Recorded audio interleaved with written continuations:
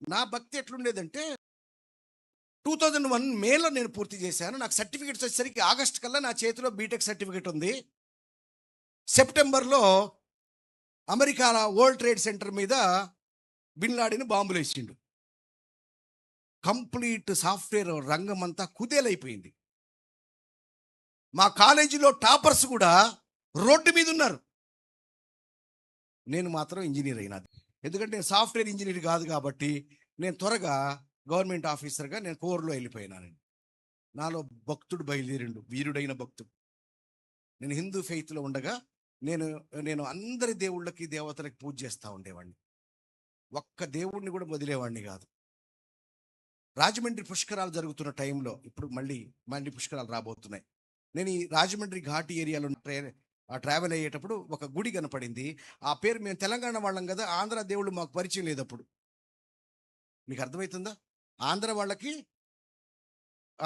తెలంగాణ వాళ్ళకి ఆంధ్ర దేవుడు తెలియదు, ఆ తమిళనాడు వాళ్ళకి ఆంధ్ర తెలంగాణ దేవుడు తెలియదు. కాబట్టి కొత్త దేవుడు కదా, ఆ దేవత కూడా ఆ రోజు నుంచి మొక్కుతున్నా, స్తుతులు చెల్లిస్తున్నా. I'm very very very serious devotee. నేను దండం పెట్టుకునేటప్పుడు స్టార్ట్ చేస్తే 2-3 నిమిషాలు ప్రతి దేవి దేవతలను గుర్తుపెట్టుకొని దండం పెట్టుకుంటే కానీ నేను స్టార్ట్ అయ్యేవాడు. ఎందుకంటే యవ్వన కాలంలో మా స్టాపర్లందరూ రోడ్డు మీద పడితే నేనేడున్నా. 3 కార్లు, 3 డ్రైవర్లు, అంత అదిరిందయ్యా చంద్రం. కొత్త ఇల్లు కొత్త బంగారం లాగా, కొత్త వెహికల్స్, డ్రైవర్లు. మనమేం అంత చదవాల కాలేజీలో, కానీ మంచి పొజిషన్లో ఉన్నాం. అందుకే వీరుడు బయలుదేరాడు, భక్తుడు బయలుదేరాడు లోపల నుంచి. అంత భక్తి చేస్తూ ఉండే నేను. అటువంటి వ్యక్తిని నేను. సౌదీ అరేబియా గడ్డ మీద అడుగు పెట్టేటప్పుడు కూడా చాలా దేవుళ్ళ విగ్రహాలు, ఫోటోలు అన్ని పట్టుకుని పోయి ఆడ కూడా పూజ మొదలెట్టేశాం. గంతకు తగ్గ బొంతన్నట్టుగా నా భార్య ఆర్ఎస్ఎస్ స్కూల్స్లో చదివింది. సరస్వతి శిశు మందిర్ స్కూల్స్. క్రిస్టియన్స్కే కాన్వెంట్లు ఉంటాయా?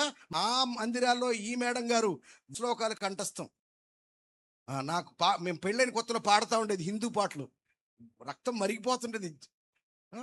We are strong people, anti Christian and anti Islam. భారతదేశమే నా మాతృభూమి, భారతీయులు మాత్రమే నా సహోదరులు, మిగతా వాళ్ళు కాదనేవాడు. నేను నా దేశము నాకు గర్వకారణం, బయటోడు కాదు. భారతదేశాన్ని మహమ్మదీలు పరిపాలించారు, వాడెవడు మమ్మల్ని పరిపాలించడానికి? భారతదేశాన్ని బ్రిటిషర్లు పరిపాలించారు, వాళ్ళెవరు మమ్మల్ని పరిపాలించడానికి? చిరంజీవి సినిమా చూస్తే అందులో పెడతాడు కోహినూరు వజ్రాన్ని ఎవడో ఎత్తుకెళ్ళిపోయి ఫీల్ అవుతూ ఉండేది. నా ఇంట్లో ఏదో వజ్రం పోయినట్టుగా. Very serious. మరి అటువంటి వ్యక్తి నేను ఊరికే నమ్మేస్తానా? దేవుడికి స్తోత్రం కలుగునుగాక.